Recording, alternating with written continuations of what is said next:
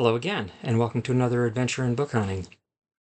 Last Friday, I went to one of my very favorite charity thrift shops in Tazewell, Virginia, and I found several good books, including what you saw in the thumbnail and title of the video, 18 Penguin Classics, and with a small catch. And the catch or the issue with these 18 Penguin Classics is one you will often find with Penguin Classics from this particular iteration of the Classics line, and that is, I'm going to show you each one, but we'll start off with the Aeneid by Virgil. As you can see, it's hard to tell, but the front cover is clipped and marked not for sale on the pages. And for whatever reason, and I have a theory, but for whatever reason, it's not uncommon at all when you find used penguins of this iteration out in the wild that they will be clipped. And my theory is, since many Penguin Classics are bought for college academic settings, that when they are returned, that they will be clipped and marked so they won't be sold again. And then they find their way out into the wild where people like me find them and give them a new home. For my purposes, it doesn't really bug me that much. I don't mind the clip at all. In fact, some of these are clipped so slightly, it's hard to even tell it's there. But you know, well, I'm interested on what's inside. And for display purposes, the spine is perfectly fine. Anyway, that's my theory. If anybody has a different idea about why that happens, I would be very interested. I know and I don't know if this is still the case, but there was a practice for at least many years where bookstores would strip the covers off of paperbacks and send them back to the publisher to get refund for unsold stock, rather than shipping the books back. And I thought maybe it's a variation on that process. But for whatever reason, each of the 18 books I found are clipped this way. So what I thought I'd do is we'd go through the 18 books I had real quickly and talk a little bit about Penguin Classics. I've had a few viewers and friends who are interested in Penguin Classics and wanted to know more, so I thought, well, this is as good as excuse as any to do that. First of all, yeah, the Aeneid by Virgil, the Iliad by Homer with a huge clip. There's a scene from the Battle of Troy. Plato's The Republic. And let's get into the others. Ooh, I think I have them upside down. These will be in reverse alphabetical order because I stacked them incorrectly. Xenophon's History of My Times. I have another Xenophon book. I have his History of the Retreat from Persia already. But this one will go with it on the shelf. And as you can see, before I get too much farther, this one's trade paperback size, and this one's more of a standard mass market paperback size. You don't know the theory about why Penguin used to do those two styles? They don't do it anymore in their main black spine publications. They're all this size. They're all trade paperbacks. In fact, over my shoulder, I start off with the trade paperback stuff, and when I get down, way down here, I shift over to the mass market paperback size. Don't have nearly as many of these. But for whatever reason, in times gone by, they did two formats. The next one I have is The History of the Peloponnesian Woman by Thucydides. Once again, with this horrible clip. But, immaculate front or spine.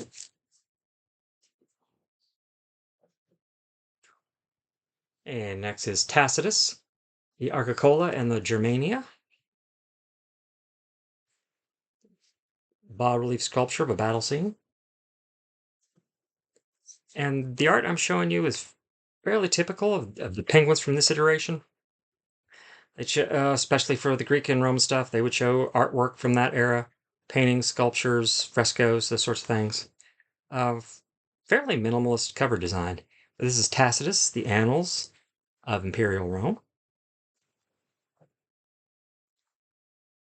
The next, let's see, I'll show you the one I got from the bookstore, on the thrift store, and that is no, it must have been this one. Had to have been this one, because the other one is not clipped. Yeah, and they were all clipped. The Confessions of St. Augustine. Note that yellow tab. We'll talk about that again later, but that's that'll, well, like I say, we'll get back to the coding, but on these era penguins, that yellow tab meant this was a continental European language piece of literature, which it would have been. This would have been in Latin originally, but I already had this copy with the same art. As you see, the same cover art. Like I say, this is the clipped one I got at the thrift store on Friday, and this is one I already had. One of the few doubles, actually, that a handful of doubles I had out of this purchase. But you'll see, this one has a purple tab. And in the old coding system, as I understood it, the purple meant Latin or Greek literature, which would make sense. This would have been Latin. St. Augustine's great theological work. But otherwise, same book. I've checked, same forward, same critical apparatus. But for whatever reason, two different spine tabs. All right. Next, we get into a whole run of Plato, which we'll go through real quick. The Last Day of Socrates, with a picture of from the trial of Socrates. There's Socrates himself, about to impose sentence upon himself. If you know the story, you know what I mean. It's not something that I like you to talk about on YouTube, so I will not go into graphic detail. But there's Socrates at the end of his trial after losing and losing badly. Next, let's see, we've got Dineus and Cretus, also from Plato. Clip not as quite as bad on this one. Once again, art showing probably from the medieval period, from the style, but painting of Plato. Actually, this is part of Raphael's School of Athens fresco in the Vatican, depicting Plato and Aristotle. All right. Plato's The Symposium, which, and according to the back cover, I should have been telling you this stuff. This is a detail from an illuminated manuscript in the Library of Chantilly. And my last Plato cover shows a detail from a Greek vase. Yeah, really famous. But yeah, once again, very common for this era of penguins. The artwork was usually very minimalist, cream-colored border, art. No art on the back, just, notes. And of course, there's our little penguin friend. And out of the ones I've showed you, I don't think most of the ones I already have, with maybe a couple of exceptions I'm looking at here, are books I already had. So about half and half, I guess.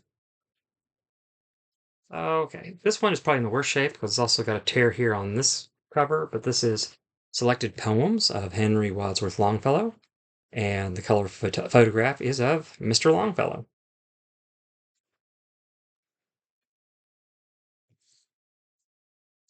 Next, we have the complete odes and epodes of Horace.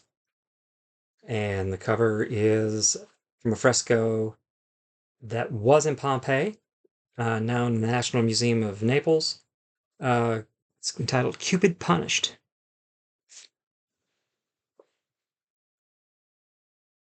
And now we're going, I guess Longfellow's fairly modern.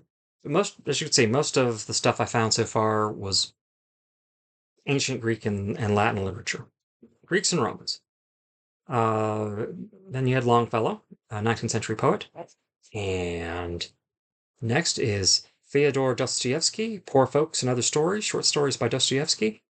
Um, the cover art is from a painting called Portrait of an Unknown Man, which is in the Gorky State Museum.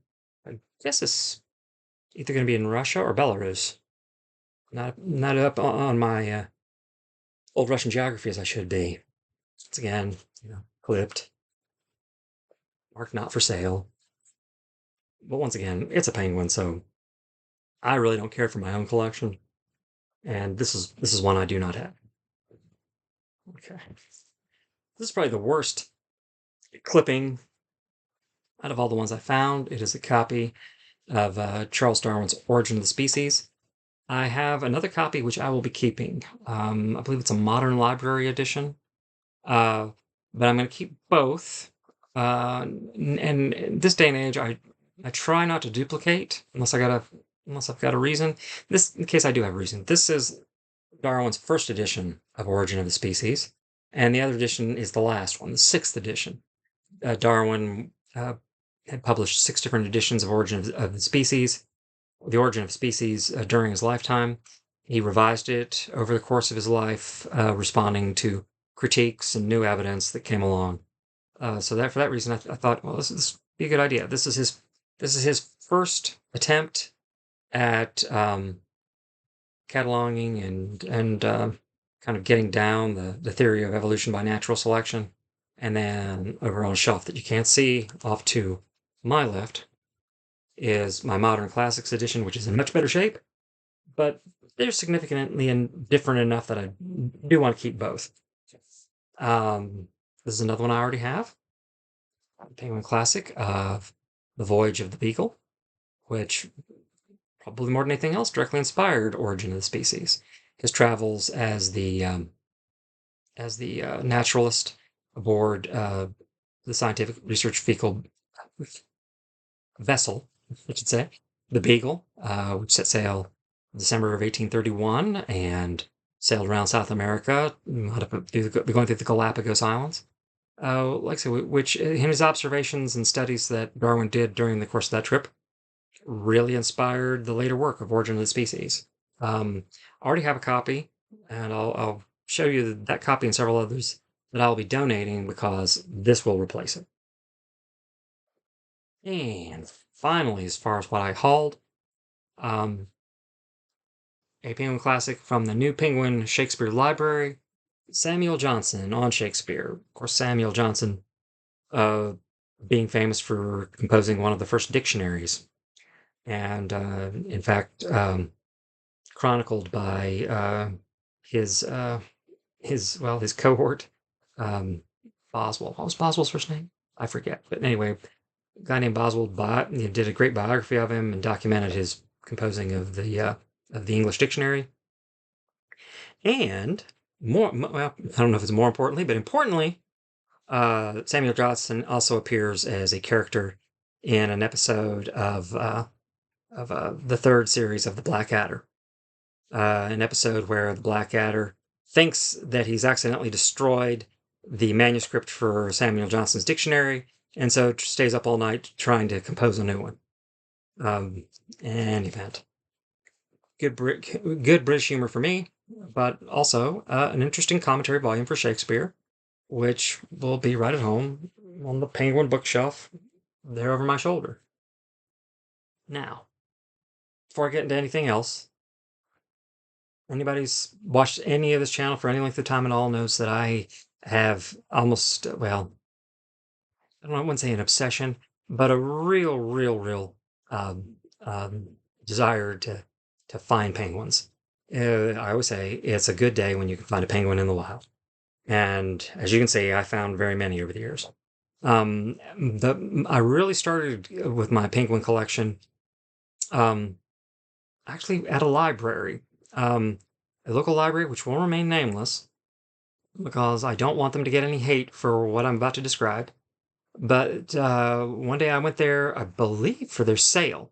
They have a monthly sale. I went there for the sale.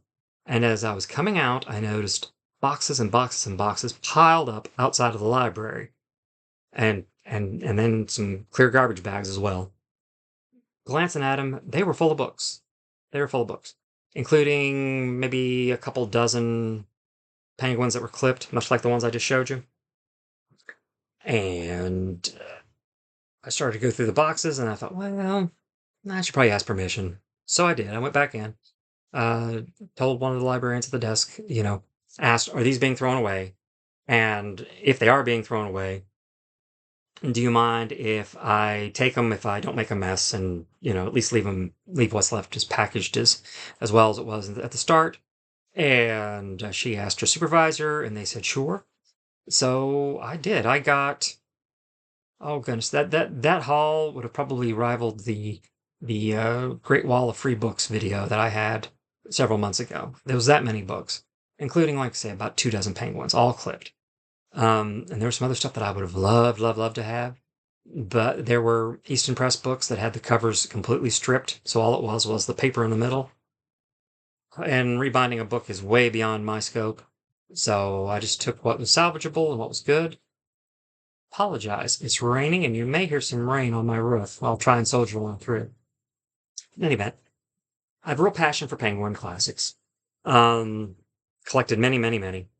And as I said, hopefully I said at the start of the video, I've had friends who said, they'd like to know more about it. And so through what collection I do have, I'm just going to tell you a little bit about penguin books in general. Oh, but first, let's just go on to the books. All right. Penguin Classics, the main line of classic books they published, have gone through 5 iterations. Right. Penguin Classics began as a publishing line in the 1940s, I believe around 1946. This is what the original Penguin Classics looked like. This is the only one I have from that first era. But let's see. But as you can see, right there, the Penguin Classics. This, of course, is Cicero's Selected Works, translated by Michael Grant. I have Michael Grant's somewhere over there. Just over there. I have Michael Grant's book about the 12 Caesars. But this is what they look like. Very minimal design. Border, cream-colored imprint. A list of other books in the line. This apparently is their most recent volumes. The first book in this series was Homer's Odyssey. That was Penguin number 1. And if you can see right there, it's hard to see. That says, it doesn't focus well, that says L99. The 99th book in the Penguin Classics line. The first one was The Odyssey by Homer, translated by, what was his name? E.V. Oh, what was his name? He was also the first editor-in-chief of Penguin Classics. I think it's Ryu, if I'm not mistaken. Tell me in a comment if I'm misremembering that, but I believe the guy's name was E.V. Relu. I know that's going to be close. Anyway, that's what they look like at first. I only have one from that era, and it's this one. And then in about 1961, they changed the formatting in a very dramatic way. And I have a couple of those. This is what they, same sort of minimalist, same art style that for years and years they liked putting like sculptures and paintings on the covers. As you can see, on the front you have art that takes up the whole face of the book. Penguin Classic with the now famous Penguin logo. Title of the book. On the side, you've got once again the L number. This was the 37th book they published, but this is in the new cover system. So once upon a time, there would have been one that looked kind of like this, but they just, as they reissued, this is phase. Sometimes they would add more critical apparatus or different critical apparatus. They'd change translators. I know in this era, they moved away from more classical translators to more modernist ones. Dorothy Sayers and, who else? Well, but Dorothy Sayers would have been a modernist. They commissioned to do new translations of some of these works with more modern language, more accessibility. Because the whole point of Penguin Classics in the first place was to to make the classics of the Western canon more accessible just to the everyday guy in a more affordable format than they could probably get otherwise. In fact, yes, this one. Let's see, was this actually published? Okay, this was published in 1960 for 95 cents, and I'm sure in 1960, 95 cents was worth a whole lot more than now. But if you thought about what a hardcover copy this would have cost in that same day, same era, of I'm sure several dollars for a hardback. Oh, and you might recall one of the books that I got in this haul from last Friday was this book, and so that's the only one that I'm thinking and going through. And that's the only one I'm not keeping because it's pretty much the same book as this, and this one is in better shape, and I think better has better art. All right. Well, in the mid '80s, I believe straight down the mid '80s, in 1985, Penguin Classic changed its cover design again. They standardized a lot of their like their note pages and the way they did cover pages. This, of course, is one I've pulled from my collection, completely intact. And it's more Dostoevsky, Fyodor Dostoevsky's Crime and Punishment. And once again, one of two books that I may have fibbed about reading. But anyway, as you can see, photograph for the cover, different logo here. This is kind of an exception because most of the books from this era had that cream colored border around them. This is one of the variations I found. Once again, now's a good time. Okay, this little coding on this section. Once again, this is supposed to mean a book with a continental European language. In this case, Russian literature. Let's see. I made some notes just so I try and get it right. It's supposed to be the red tabs would be literature in English. Purple would be ancient Latin and Greek. You saw a few of those. Yellow, once again, continental and medieval, apparently. And that would work for Confessions of Augustine, too. That makes sense. And then green were other languages. I'm trying to think. I don't. Yes, I do. I have a green one. If you will excuse me for 1 second.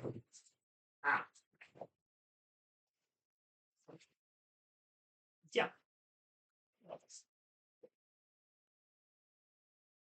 Okay, this is Indian literature. The Kalidasa, the Loom of Time. See the little green tab? This is ancient Indian literature. So that's how the coding system was supposed to work, or at least from my research, it's supposed to work. However, you may recall that when we were looking through these, a bunch of them have those light blue tabs. And I don't know. Obviously, there's more variation in this series than I'm aware of. And I couldn't really find any explanation for it. But once again, I'll be doing further research, live and learn, try and figure it out. Okay. And then in 2002, I believe, they had a much, much more radical change in the way they designed covers. This is what we had from 2002 and about 20 years after. This, of course, is The Dubliners by James Joyce. And you had cover art, title and author on the bottom on a black field, title and author, well, at least author in an orange font, title in a white font. And they changed the spine to give you the more modern, penguin logo. Of course, Penguin Classics. Still a fairly minimalistic design. I think overall, a general improvement in the art on the covers. Once again, with standardized setup inside, they didn't change that much that I can tell. Fonts stayed the same, title page design stayed the same, but the covers had this, fairly radical transformation. when most people think, you know, classic Penguin today or Penguin Classic today, they're thinking of this edition or the ones that are very recent, in the last 5 years or so. This is what most people think of when they think of the Penguin Classic. Black spine. And probably the majority of what I have in my collection is this style. Okay. And finally, um, they made some minor tweaks, I think minor. Still the same basic design, just some color variation that's a little different. But this is what the Penguins over the last 5 years have gone to. And of course, this has abominable adaptation tie-in sticker. Even Penguin Classics is susceptible to it. Because, of course, this was made into a series, adapted as a series on Netflix, which I actually watched. And I really couldn't tell, let's say loosely adapted.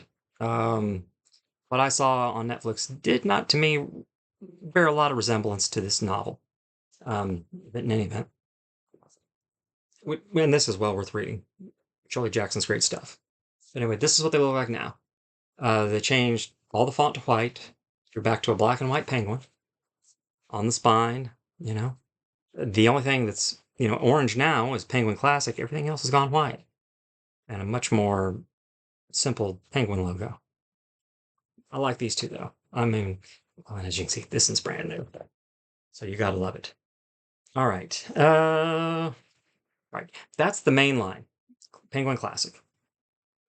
But there are several other Penguin Classic imprints, and I'm going to show you real quick the ones examples from the ones I have. There is the Penguin Modern Classics line. This here, of course, is The Secret Agent by Joseph Conrad. I love Joseph Conrad, and I like this cover illustration. It looks kind of dark, foreboding, like there might be some espionage going down.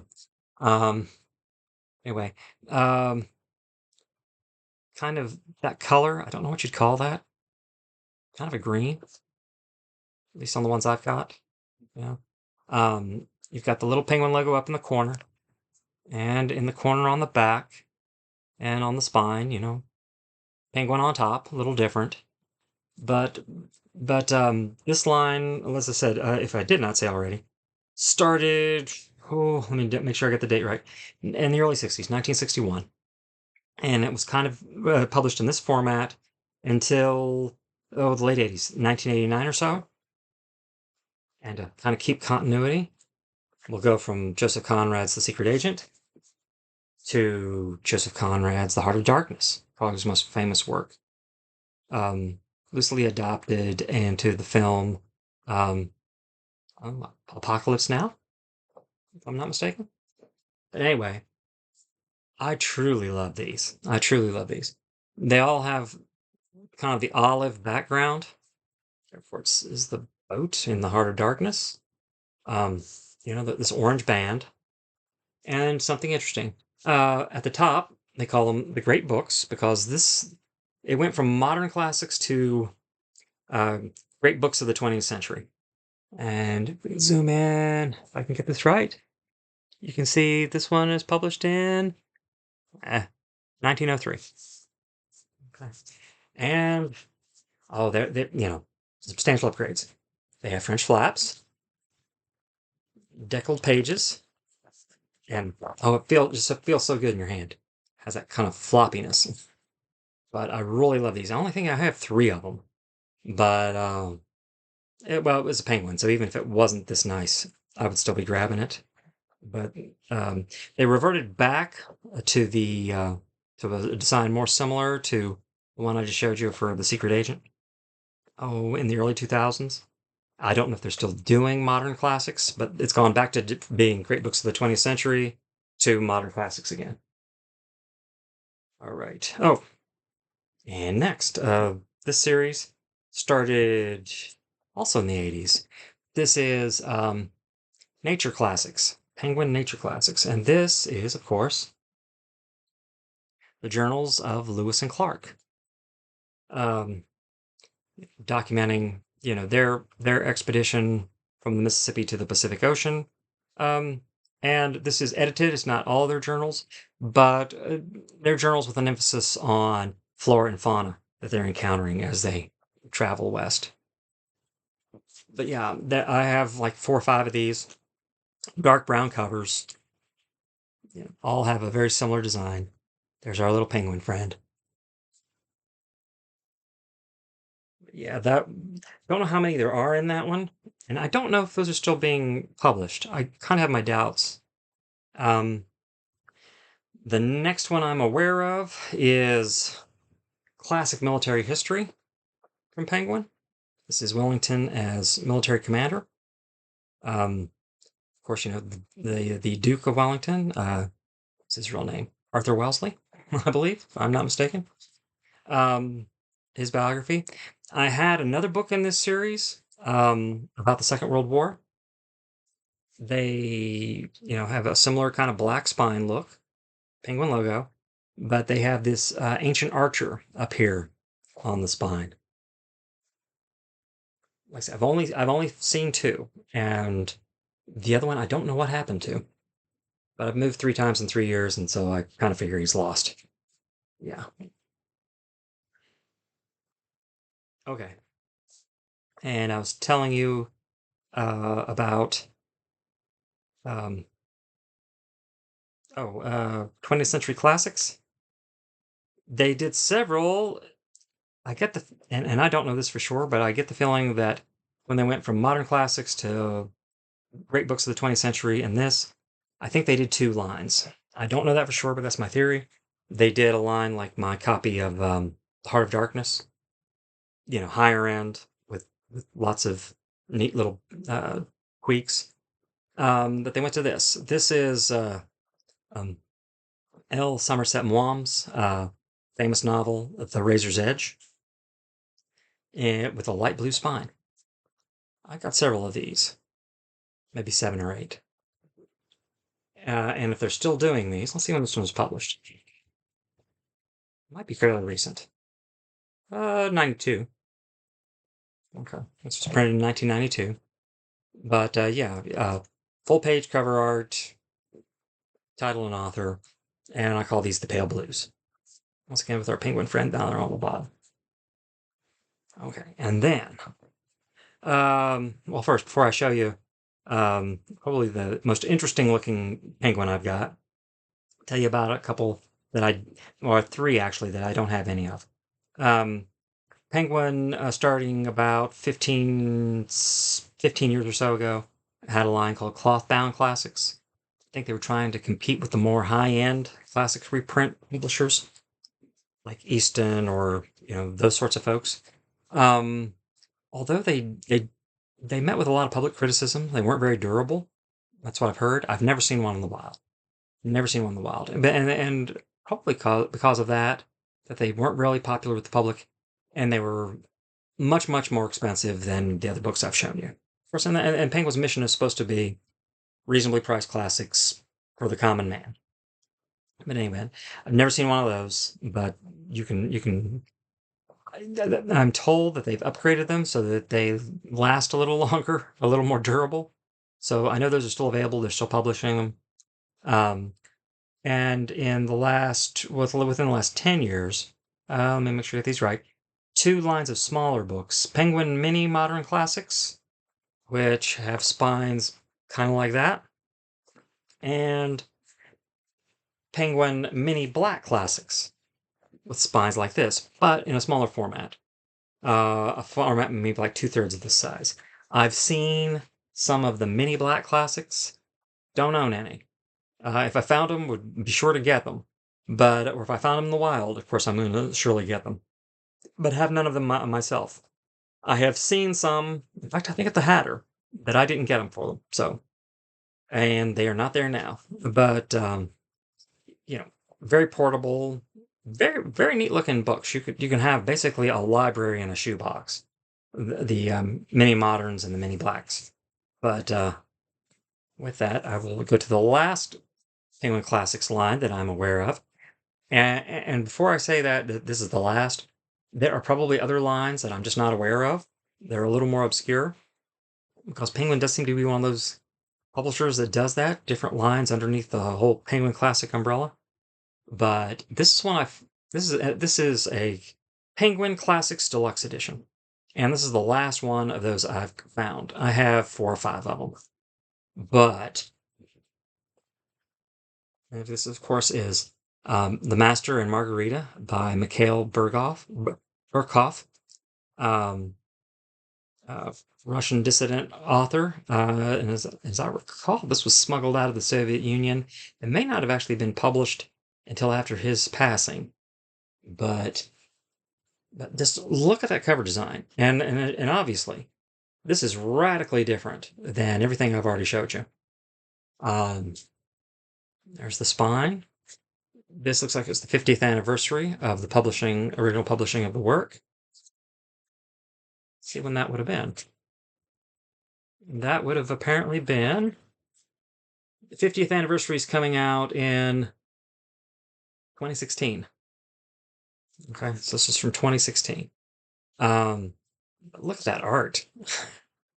I have no idea what's going on there. And then you've got, and each Penguin Classic Deluxe has a unique cover design. Each one is different.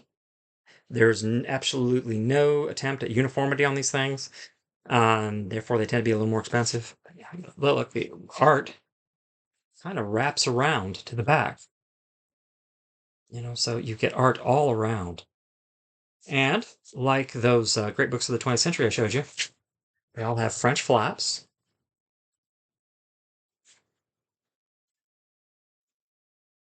And deckled edges, which I love, love, love.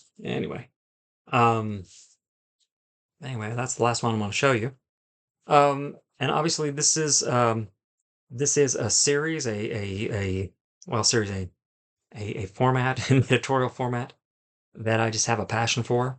Overall, Penguin Classics is my favorite classic reprint line. New American Library's hardcover ones, I would probably still keep over Penguin, because they're just so durable, and those are the books that are going to last forever. But they're all hardbacks. If you're just talking soft cover classics, Penguin is it. And I would rather have a Penguin, generally speaking, over any other classics reprint line. And I've got collections of several others. Over here in this stack, those are all Signet classics.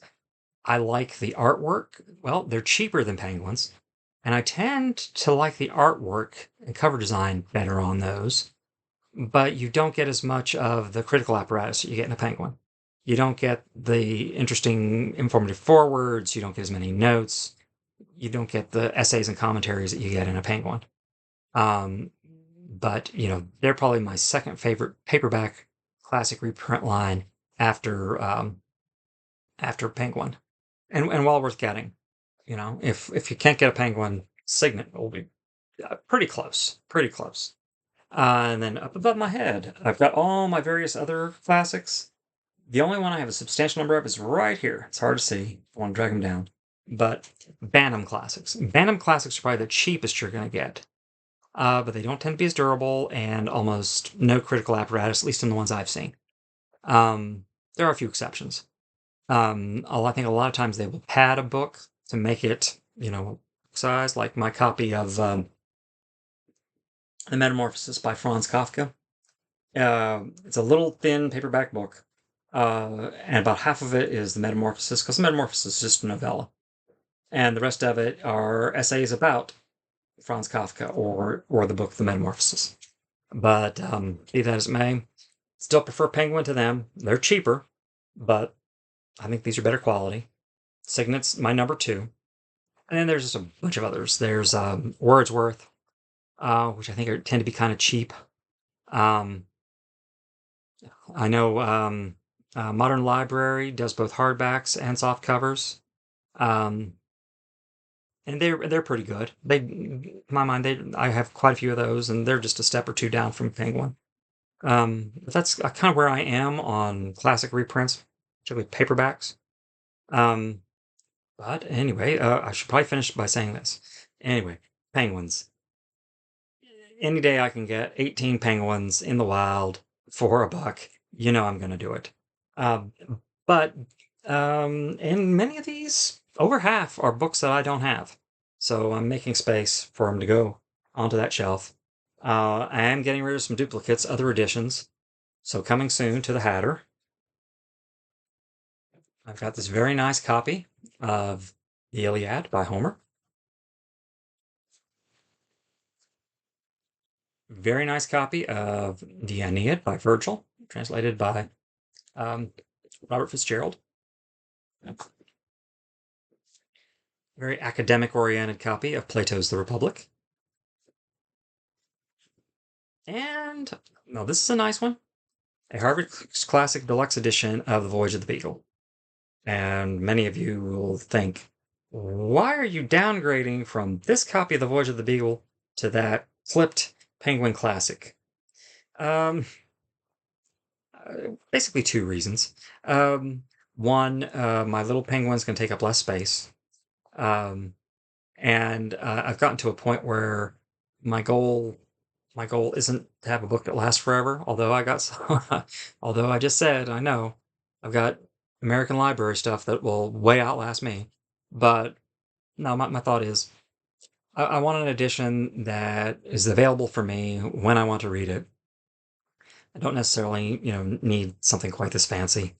And this will save me some bookshelf space. And this will be appreciated by somebody who wants it out in the real world. So those are going to the Hatter, as always. Give them maybe a week from the time you see, this video drops, which should be Monday, the 16th of June.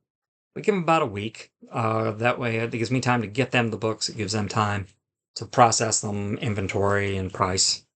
But these are all very nice editions. If you're looking for classic stuff, these are all nice.